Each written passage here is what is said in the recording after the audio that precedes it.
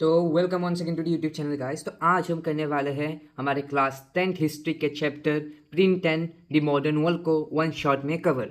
तो आप सभी का स्वागत है हमारे चैनल जूनियर सीरीज में। तो आज हम इस चैप्टर को बहुत ही डिटेल और इलाबोरेटरी ख़त्म करने वाले हैं सिर्फ वन शॉट में। तो ये वीडियो ज़्यादा लंबा नहीं करूँगा, लेकिन it will be full of detail and it will just be enough for your revision and just enough अगर आप सबसे पहले आज ही इस चैप्टर में आए हैं और आज ही इस चैप्टर को ख़त्म करना चाहते हैं। तो चलिए विदाउट एनी फर्दर डिले हम सबसे पहले स्लाइड की तरफ बढ़ते हैं। तो प्रिंट एंड कल्चर आया कहाँ से? तो इस चैप्टर का इंट्रोडक्शन तो आपको पता ही होगा, तो इसमें हम ज़्यादा टाइम इन्वेस्ट नहीं करते। तो चलिए फर्स्ट स्लाइड जो है हमारा वो है dawn of print East Asia's innovation. तो यहाँ पर ईस्ट एशियस इनोवेशन क्यों कहा गया है हमसे समझेंगे, यानी कि प्रिंट को यहाँ पर ईस्ट एशियस इनोवेशन यानी कि ईस्ट एशिया में पैदा हुआ क्यों कहा गया है। China pioneered the world's first major print culture beginning with hand printing technology as early as 6th century। यानी कि सबसे पहला जो हमें प्रिंट कल्चर यानी कि प्रिंट कल्चर का जो टेक्नोलॉजी दिखा गया है वो दिखा गया था चाइना में। तो एक बार मैं आप सभी को प्रिंट का जो डेफिनेशन है वो समझा देता हूँ। प्रिंट है क्या? प्रिंट हमें पता है कि हमारा जो हैंड राइटिंग से ये हम लिखते हैं इसे हम प्रिंट ज़्यादातर नहीं करते, क्योंकि यहाँ पर हम यहाँ पर किसी टेक्स्ट को अगर कॉपी करते हैं, किसी टेक्स्ट को कॉपी करने को ही हम प्रिंटिंग कह सकते हैं।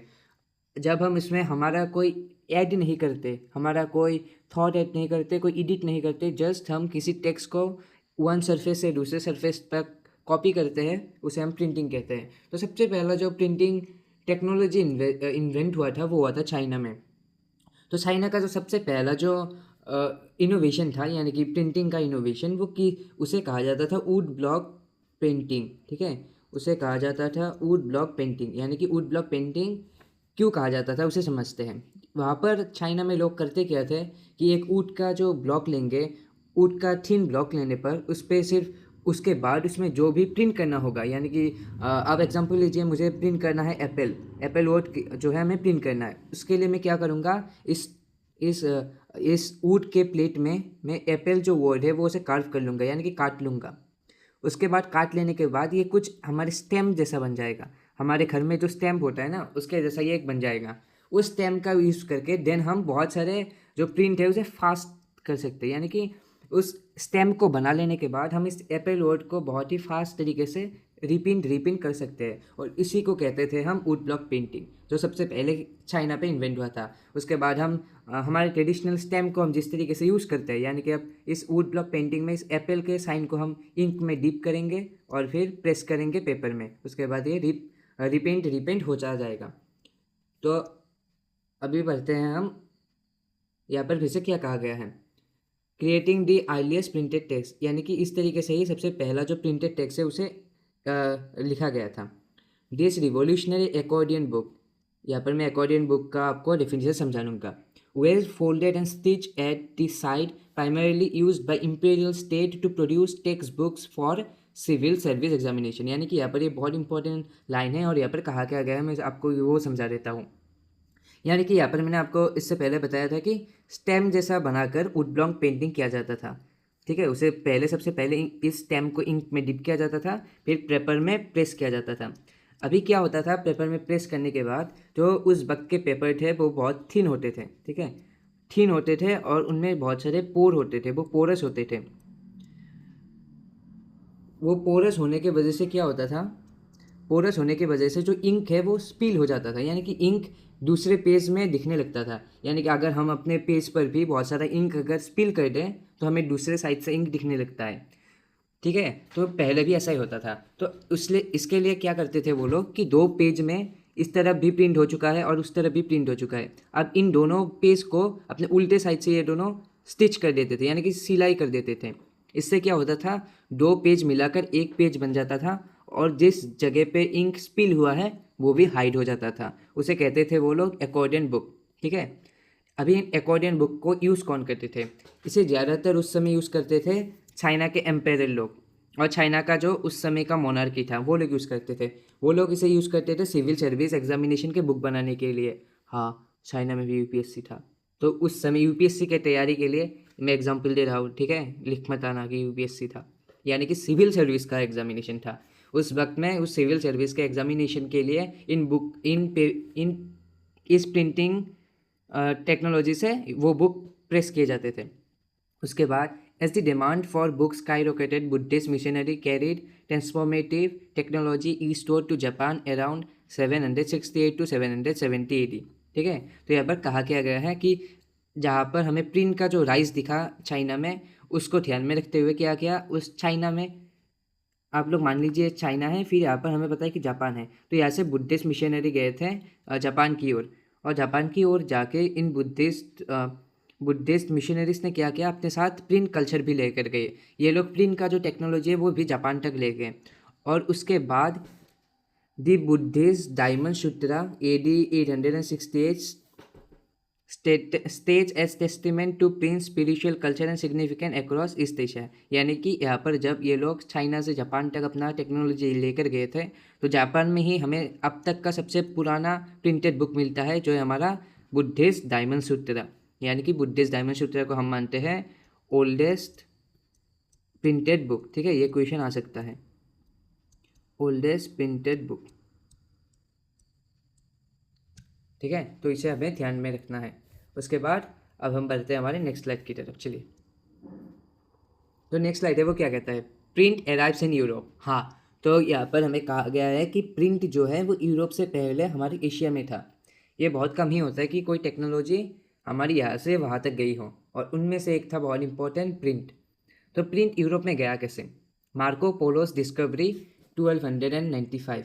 ठीक है, तो यहाँ पर क्या कहा गया है, मार्को पोलोस डिस्कवरी, यानी कि मार्को पोलो एक इटालियन एक्सप्लोरर थे, इटालियन ट्रेवलर थे, जो बहुत सारे जगह पर घूमते थे, और उनमें से घूम कर वो पहुँचा था हमारे चाइना में।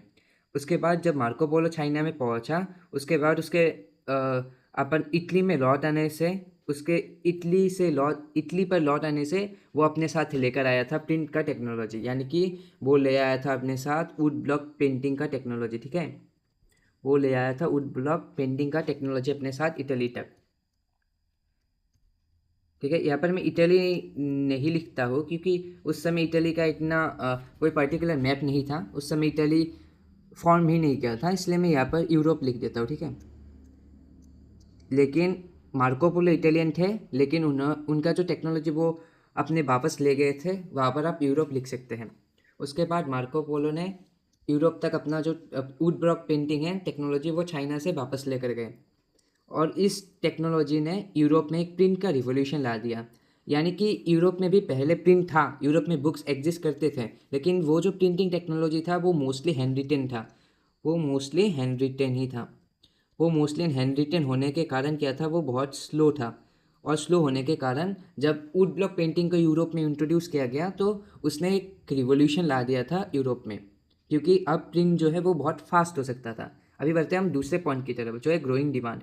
European demand for books exploded, but hand written manuscripts were expensive, tedious to produce and fragile, unable to meet societies need. यानी कि जब यूरोप पढ़ने लिखने लगा, तो यूरोप में भी बुक्स का जो है डिमांड वो बढ़ने लगा। यूरोप में बुक्स का डिमांड बढ़ने के साथ ही जो पहले का प्री एग्जिस्टिंग मेथड था बुक कॉपी करने का, वो था हैंड रिटन बुक कॉपी था, लेकिन वो बहुत स्लो था, और साथ ही में स्लो होने के कारण बहुत एक्सपेंसिव भी था।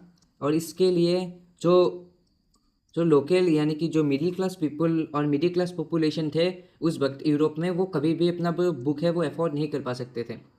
और उसी के साथ ही उस समय में ट्रेडिशनल, आज हम बुक को जिस तरीके से जानते हैं, उस समय में ऐसा बुक नहीं था। उस समय में थे ज़्यादातर मोनोस्क्रिप्ट, जो कुछ ऐसे दिखते थे, उसमें पेज एक जगह से स्टेपल टाइप होता था। हमें पता अब आपको ही लगा होगा कि इसे हैंडल कैसे करते थे, और उस वक्त भी इसे हैंडल करना बहुत मुश्किल होता था। ठीक है, इसे लेकर घूमना भी बहुत मुश्किल होता था, it was tough to handle. तो इसी के लिए लोगों ने ज़्यादा से ज़्यादा ट्रेडिशनल बुक को प्रीफर करना शुरू किया। और ये जो मोनिस्क्रिप्ट थे ये बहुत फ्रेजाइल भी थे, यानी कि बहुत जल्दी टूट जाते थे, और इसे ज़्यादातर मिडिल क्लास पीपल के हाउस होल्ड में एग्जिस्ट करना ही मुश्किल हो गया था। इसी से ही बढ़ा बुक का डिमांड, और जो pre existing technology hand printing का था वो बहुत स्लो पड़ने लगा, और इसीलिए वुड ब्लॉक पेंटिंग और ज़्यादा फोकस में आया। फिर आया हमारे पास ग्यूटेनबर्ग रिवॉल्यूशन। यहाँ पर ग्यूटेनबर्ग कौन है, ये बहुत ही इंपॉर्टेंट पैरा है इस चैप्टर का, और इससे क्वेश्चन आते हैं ज़्यादातर। तो ग्यूटेनबर्ग, ठीक है, तो ग्यूटेनबर्ग कौन थे? ग्यूटेनबर्ग रिवॉल्यूशन 1413, ठीक है। यहाँ पर आप डेट एक बार रिवाइज कर लीजिए। यहाँ पर मार्को पोलो आया था 1295 में, उसके बाद डायमंड सूत्र लिखा गया था 868 में, और फिर ग्यूटेनबर्ग का जो रिवॉल्यूशन आया वो आया 1430 में। Now Jonas Gutenberg develop the first printing press इन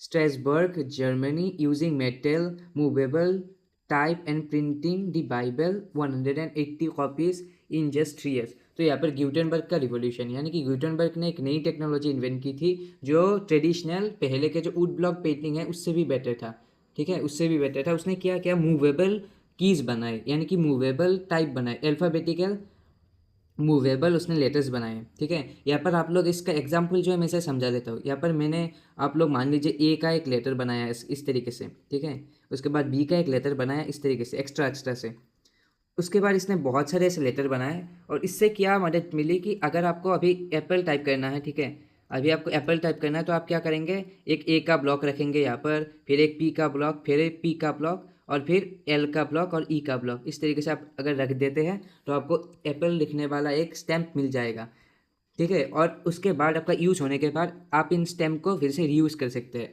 इससे क्या हुआ कि प्रिंट का जो कॉस्ट है वो कॉस्ट तो रिड्यूस हुआ ही, और उसके साथ ही जो स्पीड है प्रिंट का वो भी बहुत ज़्यादा बढ़ा। उसके बाद ये मूवेबल लेटर से नए नए स्टैम्प बनाता था, और उसके बाद इसने सबसे पहला जो प्रिंटिंग प्रेस है वो इन्वेंट किया था जर्मनी में। तो उससे जो सबसे पहला बुक लिखा गया था ग्यूटेनबर्ग के प्रेस से वो था बाइबल। ये बहुत इंपॉर्टेंट क्वेश्चन है, ये आया भी है बहुत बार बोर्ड्स में। जो सबसे पहला किताब लिखा गया था वो था बाइबल, और बाइबल को उसने लिखा था 180 बाइबल बुक्स, जो था 3 years। उस समय 180 बुक्स को लिखना under 3 years was consider fast, लेकिन आज के समय में it is far from fast, ठीक है। तो उसके स्टैंडर्ड से, उस समय के स्टैंडर्ड से ये बहुत फास्ट प्रिंटिंग कंसीडर की जाती थी। तो ये एनसीईआरटी की ही लाइन है कि उस समय जो है 180 बुक्स 3 साल में प्रेस करना, यानी कि प्रिंट करना बहुत फास्ट कंसीडर किया जाता था। अब चलिए हम बढ़ते हैं हमारे नेक्स्ट स्लाइड की तरफ। The print revolution transform society. अभी प्रिंट रिवॉल्यूशन किस तरीके से सोसाइटी को ट्रांसफॉर्म किया है। तो प्रिंट रिवॉल्यूशन जो आया, this shift from hand printing to mechanical printing known as print revolution, ठीक है। तो यहाँ पर अगर सिंपली हम प्रिंट रिवॉल्यूशन को समझें तो प्रिंट रिवॉल्यूशन वही था कि हैंड प्रिंटिंग टेक्नोलॉजी से जब प्रिंटिंग मैकेनिकल प्रिंटिंग तक गया तो उसे हम कहते हैं print revolution. Fundamentally transform European society, books become affordable, accessible and abundant, reaching audiences previously excluded from literature culture। यानी कि यहाँ पर जो हैंड प्रिंटिंग से मैकेनिकल प्रिंटिंग तक गया तो वो मैकेनिकल प्रिंटिंग का जो न्यू टेक्नोलॉजी अडॉप्ट करने के बाद जो ओवरऑल कॉस्ट था प्रोडक्शन का वो तो रिड्यूस हुआ ही, उसके साथ ही जो स्पीड है वो भी रिड्यूस हुआ, ठीक है। प्रोडक्शन का जो स्पीड है वो भी रिड्यूस हुआ। उसके कारण क्या हुआ कि बुक्स जो है वो अफोर्डेबल बन गए, एक्सेसिबल बन गए और अबंडेंट बन गए। यानी कि यहाँ पर 3A का मेजर रोल है। अफोर्डेबल इस तरीके से बना कि बहुत सारे प्रोड्यूस हो रहे थे, इसलिए जो बुक्स थे वो उस समय अफोर्डेबल हो गए थे, वो एक्सेसिबल थे, क्योंकि उस समय ऐसा कुछ नहीं था कि हायर स्टेट के लोग ही या नोबेल और क्लर्की ही सिर्फ बुक खरीद सकते हैं, हर कोई बुक खरीद सकता था। और अबंडेंट, न्यू टेक्नोलॉजी के आने से बुक जो है वो बहुत ही ज़्यादा प्रोडक्शन होने लगे, और इसलिए चारों तरफ बुक मिलने लगे थे उस वक्त।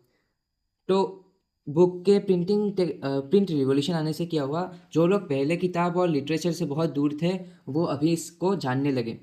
तो यहाँ पर सबसे पहला जो पॉइंट है वो है न्यू रीडिंग पब्लिक, यानी कि lower cost expanded readership dramatically, ठीक है। Literacy rates improved as book reach wider audience through reading was often collective, 1 person reading aloud to groups. तो यहाँ पर पहले क्या होता था कि एक आदमी को, मान लीजिए आप पढ़ना लिखना आता है तो वो एक किताब को क्या करता था, बहुत सारे लोगों को ऐसे पढ़कर सुना देता था, ठीक है, पढ़कर सुना देता था, क्योंकि एक तो उसे ही सिर्फ पढ़ना आता था, क्योंकि लिटरेसी रेट जो था वो बहुत कम था, और साथ ही में ये किताब जो था वो भी बहुत रेयर थे। लेकिन प्रिंटिंग प्रेस के आने से के साथ ही जो किताब है वो बहुत अवेलेबल होने लगे, और उससे लिटरेसी रेट जो है वो भी बढ़ने लगा। और उसके कारण क्या हुआ, जो लोग पहले सुनते थे वो लोग अब रीड करने लगे। इसके लिए यहाँ पर कहा गया है न्यू रीडिंग पब्लिक इमर्ज्ड, और साथ ही में पहले का जो फॉर्मेट था, यानी कि कोई पढ़ देगा तो बाकी सुनेंगे, तो इसमें एक बहुत मेजर दिक्कत ये थी कि ये लोग जो पढ़ रहे हैं इसको बुक को इंटरप्रेट करना बहुत आसान था। जो पढ़ने लिखने वाले लोग थे वो अपने आइडियोलॉजी को दूसरों पर थोप सकते थे, क्योंकि दूसरों को तो किताब पढ़ना आता नहीं और दूसरों के पास तो किताब है भी नहीं। इसके लिए दूसरों को मैनिपुलेट करना बहुत आसान हो गया था। तो प्रिंटिंग टेक्नोलॉजी और प्रिंटिंग रिवॉल्यूशन आने के बाद ये बहुत हद तक कम हुआ। उसके बाद जो हमें असर दिखता है वो है विजुअल कल्चर इमर्स, यानी कि publishers included images, folks, tales and illustrations to attract those who limited reading skills, creating a vibrant visual print culture. यानी कि उस वक्त क्या होने लगा कि जिस लोगों को पढ़ना लिखना आता भी नहीं था वो लोग अब बहुत सारी चीज़ों को समझ सकते थे, क्योंकि अब का जो प्रिंट रिवॉल्यूशन के कारण क्या होने लगा कि बुक्स में पेंटिंग भी इंक्लूड होने लगी, पेंटिंग्स भी बुक में इंक्लूड करने लगे। पेंटिंग को इंक्लूड करने के बाद अभी जो फ्लॉक फ्लॉक टेल्स थे फॉल्क टेल्स थे, फिर हमारे स्टोरी बुक्स हो गए, वो ज़्यादा से ज़्यादा एक्सेसिबल हो गए। और यहाँ पर पिक्चर होने के कारण ये बहुत ही ज़्यादा एंगेजिंग भी होने लगे। इसके लिए क्या हुआ, जो एक वाइब्रेंट विजुअल प्रिंट कल्चर का क्रिएट किया गया था। उसके बाद आया religious divide debates ignite, print enabled wild circulation of controversial ideas, Martin Luther 95 thesis 1517 challenge Catholic church practices sparking the Protestant reformation. यानी कि क्या हुआ था उस वक्त, रिलीजियस डिबेट्स बहुत सारे जगहों पे आने लगे थे। रिलीजियस डिबेट मतलब जो लोग अभी के स्ट्रक्चर्ड रिलीजन के जो रूल हैं उन्हें क्वेश्चन करने लगे थे। कुछ इनजस्टिस हो रहा था तो अब उसे क्वेश्चन करने लगे थे। पहले क्या होता था, अगर किसी ने क्वेश्चन किया भी है वो क्वेश्चन दूसरे लोगों तक पहुंच नहीं पाता था, लेकिन प्रिंट कल्चर आने के बाद लोग अपने भाव को प्रिंट करके दूसरे लोगों तक पहुंचा सकते थे।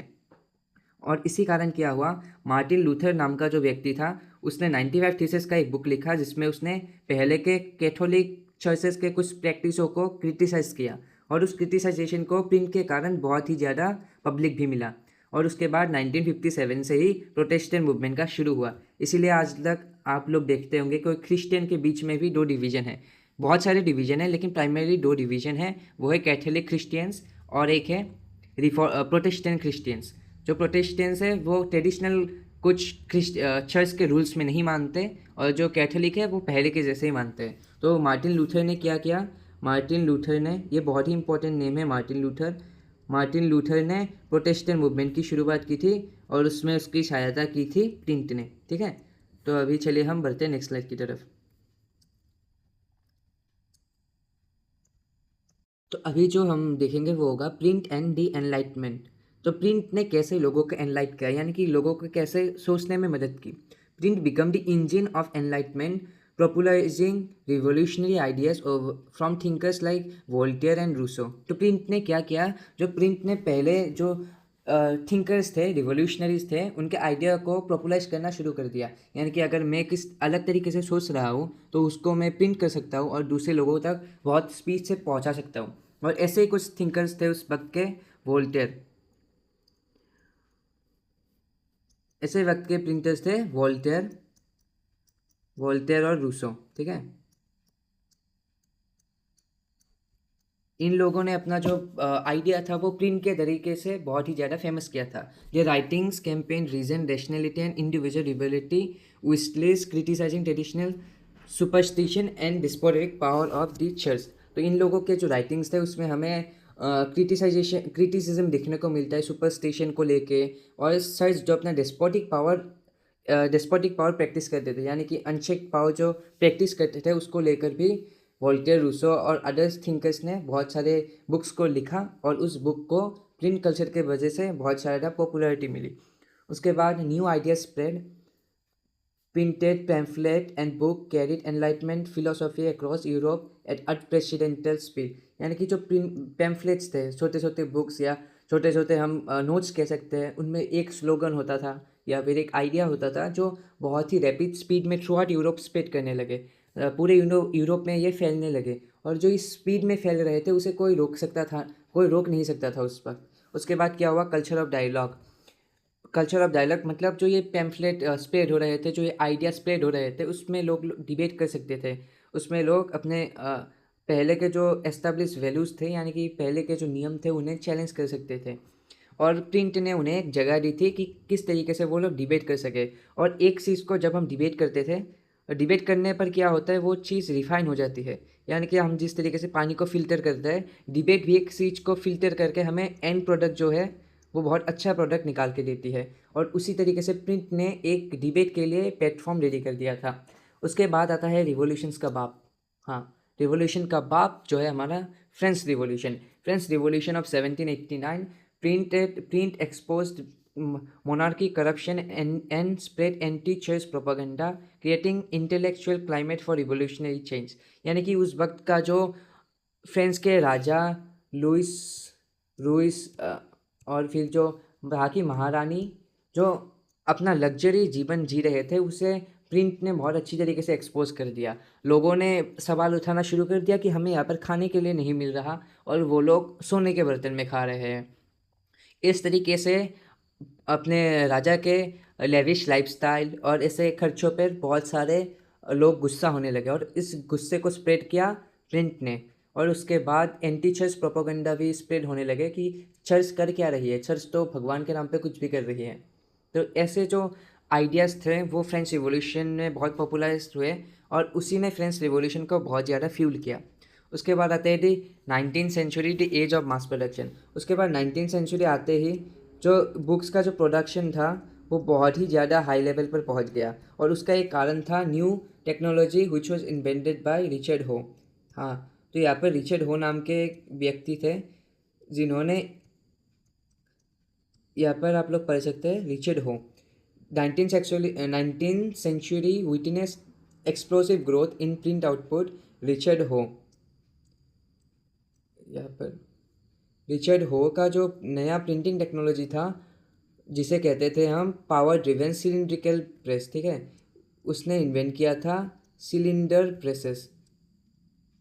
सिलेंडर प्रेसेस ने अभी क्या किया था, सिलेंडर प्रेसेस के कारण जो स्पीड था प्रिंटिंग का वो बहुत ही ज़्यादा बढ़ चुका था पहले के ग्यूटेनबर्ग के प्रिंटिंग टेक्नोलॉजी से भी, और वो इन्वेंट किया था उसने न्यूयॉर्क में।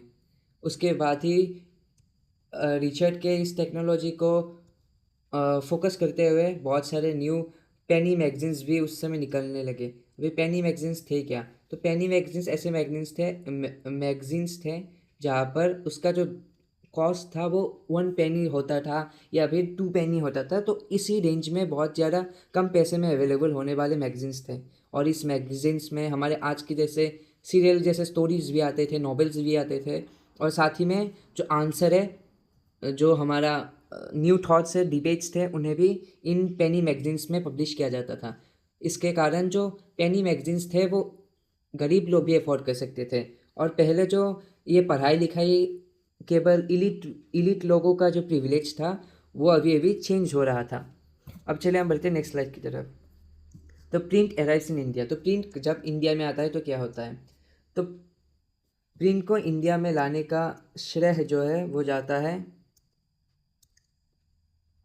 प्रिंट को इंडिया में लाने का जो श्रेय है वो जाता है पोर्टुगीज मिशनरीज को। Portuguese missionaries brought the first printing press to Goa, making prints arrival on the sub continent. यानी कि सबसे पहला जो हमारे यहाँ पर इंडिया में प्रिंटिंग टेक्नोलॉजी आया था वो लाए थे पोर्टुगीज मिशनरीज।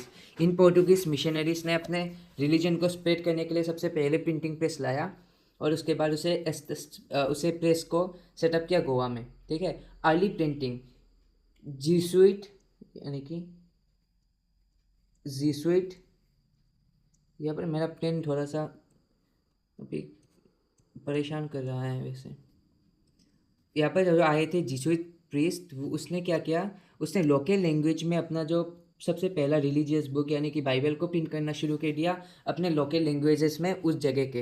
यानी कि गोवा का जो लोकल लैंग्वेज था कोंकणी, कनाडा, इन लैंग्वेजेस में उन्होंने जो हमारे बाइबल थे उन्हें प्रिंट करना शुरू कर दिया था। और बाय 1713 आते आते उन्होंने बहुत सारे रीजनल लैंग्वेज में भी बाइबल को रिप्रिंट करना शुरू कर दिया। और इसके कारण क्या हुआ, जो रिलीजन स्प्रेड करना था वो बहुत आसान हो चुका था उस वक्त तक, और इसलिए आसान हो चुका था कि अपने रीजनल लैंग्वेज में पीपल को उससे कनेक्ट होने में भी ज़्यादा मदद मिलती थी। और इसके बाद in 1780 James Augustus Hicky started the Bengal Gazette, यानी कि यहाँ पर ये नाम बहुत ध्यान रखना आप लोग, इसका नाम है जेम्स अगस्टस हाइकी। यानी कि जेम्स अगस्टस हाइकी ने उस समय शुरू कर दिया था बेंगल गैजेट को। बेंगल गैजेट था क्या? बेंगल गैजेट एक मैगजीन थी उस वक्त की, जिस मैगजीन में उस समय के जो हमारे इंडिया के गवर्नर जनरल थे, यानी कि वॉरेन हेस्टिंग, उस समय के ब्रिटिश रूल को क्रिटिसाइज किया जाता था बेंगल गैजेट में। हाँ, जेम्स अगस्टस हाइकी एक ब्रिटिशर ही थे, लेकिन उनके जो मैगजीन था उसमें, यानी कि न्यूज़पेपर था सॉरी, उसमें वो हमारे ब्रिटिश रूल को ही क्रिटिसाइज करते थे। और इसीलिए वॉरेन हेस्टिंग ने उसके बेंगल गैजेट पर बैन लगा दी थी। यानी कि ब्रिटिश गवर्नमेंट को क्रिटिसाइज करने के लिए वॉरेन हेस्टिंग ने जेम्स अगस्टस हाइकी के बेंगल गैजेट में बैन लगा दी थी। लेकिन बेंगल गैजेट जो था वो इंडिया का फर्स्ट न्यूज़पेपर माना जाता है, इंग्लिश न्यूज़पेपर बेंगल गैजेट ही माना जाता है। ठीक है, तो ये आप लोग ध्यान रखना। तो चलिए हम बढ़ते हैं नेक्स्ट स्लाइड की तरफ।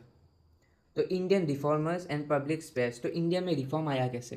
तो इंडिया में रिफॉर्म जिस तरीके से हमने देखा कि यूरोप में मार्टिन लूथर ने रिफॉर्म लाया, तो मार्टिन लूथर, फिर आए हमारे ग्यूटेनबर्ग, रिचर्ड, इन लोगों ने टेक्नोलॉजी हो या फिर सोशल नॉर्मोस में रिफॉर्म लाया। उसी के साथ ही हमारे इंडिया में प्रिंट ने कैसे सहायता की? Print became a powerful tool for Indian reformers to debate religious and social issues. For widow emolition to monotheism, this new public sphere challenged traditional orthodoxies and colonial interpretation alike. तो यहाँ पर क्या हुआ, राजा राम मोहन रॉय जो थे वो बहुत ही ज़्यादा हमारे इंडिया में एक इम्पोर्टेंट रिफॉर्मर थे। उन्होंने सती प्रथा हो या फिर चाइल्ड मैरिज हो या फिर विडो रीमैरिज हो, इन सब जो वहाँ के सेंसिटिव टॉपिक थे उस वक्त के और जो हिंदू ऑर्थोडॉक्स के खिलाफ जाते थे, उनमें सवाल उठाया। और उन्होंने प्रिंट का सहायता लेकर, यानी कि सबसे पहले उन्होंने प्रेस किया था एक पर्शियन न्यूज़पेपर जिसका नाम था मीरात उल अकबर। ठीक है, मिलात उल अकबर प्रिंट किया था उन्होंने। मिलात उल अकबर प्रिंट करने के बाद उन्होंने यहाँ पर क्रिटिसाइज करना शुरू कर दिया था हमारे ट्रेडिशनल जो सती सिस्टम है या फिर जो चाइल्ड मैरिज है, उन सभी नॉर्म्स को। और उन्होंने रिफॉर्म किया था हमारे इंडियन सोसाइटी को। और इसके साथ ही उन्होंने लॉन्च किया था बंगाली लैंग्वेज में अपना न्यूज़पेपर जो था, जिसका नाम था उस वक्त समावाद कौमुदी। ठीक है, संवाद कौमुदी। उन्होंने इन दोनों बुक्स को यहाँ पर जो है लॉन्च कर दिया, दोनों न्यूज़पेपर को उस समय सर्कुलेट करना शुरू कर दिया था। और उसके साथ ही यहाँ पर हमने हिंदू रिलीजन के रिफॉर्म के बारे में यहाँ पर जाना। और उसके साथ ही यहाँ पर जो रिफॉर्म होगा इस्लामिक लैंग्वेज, इस्लाम में वो थे उल्मा के ज़रिए, यानी कि उल्मा इस्लामिक स्कॉलर्स को कहा जाता था। Muslim religious scholar has harness print to counter colonial interpretation of Islam. यानी कि उस समय 1957 के अराउंड जो ब्रिटिशर्स थे, उन्होंने इस्लाम को अपने हिसाब से इंटरप्रेट करना शुरू कर दिया था। और जो उस समय के इस्लामिक स्कॉलर को अच्छा नहीं लग रहा था, इसलिए उन्होंने अपने फॉलोअर्स को, यानी कि मुस्लिम फॉलोअर्स को फतवा जारी करना शुरू कर दिया था। यानी कि फतवा एक रिलीजियस गाइडेंस होती है कि हमें रिलीजन कैसे मानना पड़ेगा, उन्हें इस्लामिक रिलीजन गाइडेंस आप मान सकते हैं। और उसी के साथ ही प्रिंट कल्चर के सहायता से ऐसे फतवा जारी करके मुस्लिम्स को अवेयर किया जाता था कि किस तरीके से अपना रिलीजन फॉलो करना है। और यही शुरुआत थी दियोबंदी मूवमेंट की। ठीक है, तो यहाँ पर मैं आपको एक कॉन्ट्राडिक्शन बता देता हूँ कि इस समय जो प्रिंट था उसने सहायता की थी हमारे हिंदुइज़्म के मॉडर्नाइजेशन में। यानी कि हिंदुइज़्म को ज़्यादा अच्छा किया था प्रिंट ने राजा राम मोहन रॉय के द्वारा। लेकिन वहाँ पर अपोजिट होता है इस्लामिक में। यानी कि ये जो फतवा जारी किया जाता था या फिर दियोबंदी मूवमेंट जो शुरू किया गया था, ये एक बहुत कॉन्जर्वेटिव मूवमेंट था। यानी कि उस वक्त के जो इस्लामिक फॉलोअर्स थे, यानी कि मुस्लिम लोग थे, वो हिंदुइज़्म के साथ ज़्यादातर मिले हुए थे। लेकिन इसी के साथ ही फतवा जारी करना हो गया या फिर दियोबंदी मूवमेंट के साथ ही क्या हुआ, ये जो लोग हैं इस्लामिक फॉलोअर्स, ये ज़्यादा से ज़्यादा कट्टरवादी बनते गए थे। और ये कट्टरवादी बन गए थे कि ये लोग अपने मुस्लिम जो दूसरे मुस्लिम थे जो इस्लाम को थोड़ी अलग तरीके से प्रैक्टिस करते थे, उनको भी इन लोगों ने बहुत क्रिटिसाइज किया था उस वक्त। तो यहाँ पर एक फैक्ट है। तो इसके साथ ही हम चले बढ़ते हैं दूसरे स्लाइड की तरफ। जो है प्रिंट फ्यूल्स इंडियन नेशनलिज्म, यानी कि इंडिया में जो नेशनलिज्म था उसे प्रिंट ने किस तरीके से फ्यूल किया, यानी कि किस तरीके से बढ़ावा दिया। तो spreading of nationalist ideas, print become primary vehicle for disseminating concept of nationalism, स्वदेशी and modern reform across India's vast geography and diverse population. तो प्रिंट ने क्या किया, उसने कुछ वर्ड मीनिंग आप मान लीजिए, जैसे उस वक्त में इंडिपेंडेंस हो गया, उस वक्त इंडिपेंडेंस का जो स्ट्रगल है उस वक्त में कुछ जो वर्ड है वो बहुत ही ज़्यादा यूज़ किए जाते थे, जैसे कि स्वदेशी हो गया, नेशनलिज्म का भाव हो गया। तो इन सभी वर्ड का जो एक परमानेंट मीनिंग था वो फॉस्टर किया और उसे फिक्स कर दिया था प्रिंट के जरिए। जैसे कि स्वदेशी वर्ड का मीनिंग जो है, और हमें उस वक्त यानी कि फ्रीडम स्ट्रगल के वक्त किस तरीके से हमें मूवमेंट्स में पार्ट लेना है या फिर किस तरीके से हमें बॉयकॉट करना है ब्रिटिशर्स को, वो सभी में हेल्प किया था प्रिंट ने। उसे ऑल अराउंड हमारे इंडिया में सर्कुलेट करने में और डाइवर्स पॉपुलेशन के बीच में ले जाने में प्रिंट ने बहुत सहायता की थी। ठीक है, उसके बाद आता है हमारा popular literature and resistance. Cheap popular literature, statistical cartoon specially in Calcutta and vernacular newspapers powerfully criticised Bengal colony rule, reaching audience beyond the English educated elite. यानी कि उस वक्त क्या होने लगा था, पॉपुलर लिटरेचर आ गया था कि चीप लिटरेचर मतलब कम दाम में ही बहुत ज़्यादा बुक्स प्रोड्यूस होने लगे थे। उससे उससे क्या हुआ, बुक्स अवेलेबल हो गए, बहुत सारे बुक्स सालों तरफ हो गए थे उस वक्त। और इसके कारण क्या हुआ, इनका जो दाम था वो तो कम था ही, और ये जो ज़्यादातर लिखे जाते थे ये वर्नाकुलर लैंग्वेज में लिखे जाते थे, यानी कि उस लोकल लैंग्वेज में जब बुक्स और न्यूज़पेपर प्रिंट किया जाता था तो वो लोगों तक ज़्यादा आसानी से पहुंच पाता था। और साथ ही में बंगाल में एक नया सिस्टम इंट्रोड्यूस हुआ था, वो था सेटारिकल कार्टून्स, यानी कि कार्टून के जरिए बुक्स और न्यूज़पेपर में लोगों को समझाया जाता था। ये ज़्यादातर फेमस थे कलकत्ता में। उसके बाद ये जो बुक्स थे या न्यूज़पेपर थे, वर्नाकुलर न्यूज़पेपर, ये ब्रिटिश रूल को क्रिटिसाइज़ करते थे और ये इसका जो रीच था, यानी कि ये न्यूज़पेपर पढ़ने वाले लोग बहुत ज़्यादा थे, क्योंकि ये इंग्लिश में प्रिंटेड नहीं था। और ये और उस वक्त के जो इंग्लिश पढ़ने वाले और इंग्लिश जानने वाले लोग थे, उनसे इंग्लिश जानने वाले लोग थे, केवल उन तक ही सीमित नहीं था। ठीक है, उसके बाद आता है हमारे बाल गंगाधर तिलक जी का जो केसरी न्यूज़पेपर था। यहाँ पर केसरी स्पेलिंग होगा, के ऐसे आ रहा है। ठीक है, तो उन्होंने बाल गंगाधर तिलक ने अपना न्यूज़पेपर लॉन्च किया था Kesari when he was imprisoned in 1908 for his writing, widespread protest erupted demonstrating Prince's mobilization power। यानी कि उस वक्त बाल गंगाधर तिलक ने केसरी न्यूज़पेपर को लॉन्च किया था, या आप कह सकते हैं एडिट किया था। तो केसरी न्यूज़पेपर में वो उस वक्त के ब्रिटिश रूल को क्रिटिसाइज़ करते थे, और Kesari newspaper one of the most wide spreaded newspaper था उस वक्त का। इसके लिए क्या हुआ, बाल गंगाधर तिलक को 1908 में अरेस्ट कर लिया गया, और उसके बाद ही बहुत सारे नेशन वाइड प्रोटेस्ट दिखे बाल गंगाधर तिलक के अरेस्ट को लेकर भी, और केसरी में जो आइडिया स्प्रेड किए गए थे उनको लेकर भी। उसी वक्त ब्रिटिशर्स को ये रियलाइज़ हुआ था कि ये प्रिंट बहुत शक्तिशाली चीज़ है, और इसके लिए उसे रोकने के लिए उन्होंने फॉलोइंग ईयर्स में बहुत सारे अपने रूल बनाए, और रूल बनाने के बाद बहुत सारे सेंसरशिप का भी इन्वेंट किया था। सेंसरशिप लॉज भी लगाए थे कि ताकि कोई भी कुछ भी प्रिंट ना कर सके। उसके बाद आते हैं censorship and unstoppable spread of ideas. The vernacular press act 1858, the following the 1857 revolt, British authorities clamped down on Indian presses, fearing its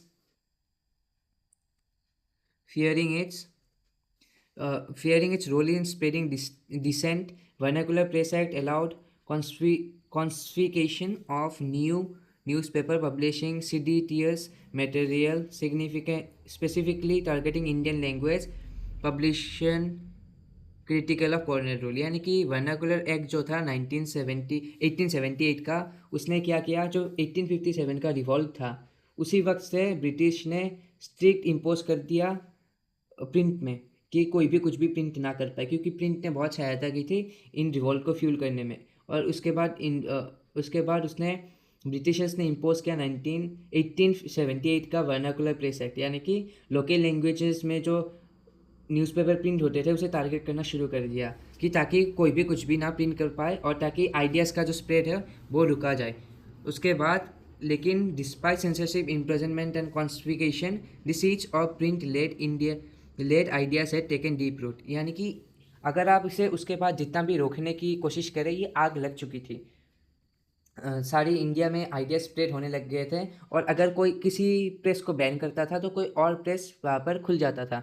इसी तरीके से जो आइडिया का जो स्प्रेड है उसे रोकना नामुमकिन हो चुका था। और 1908 में जो तिलक बाल गंगाधर तिलक का इम्प्रिजनमेंट था उसने उसे रोकने की वजह बहुत ज़्यादा और फ्यूल कर दिया था।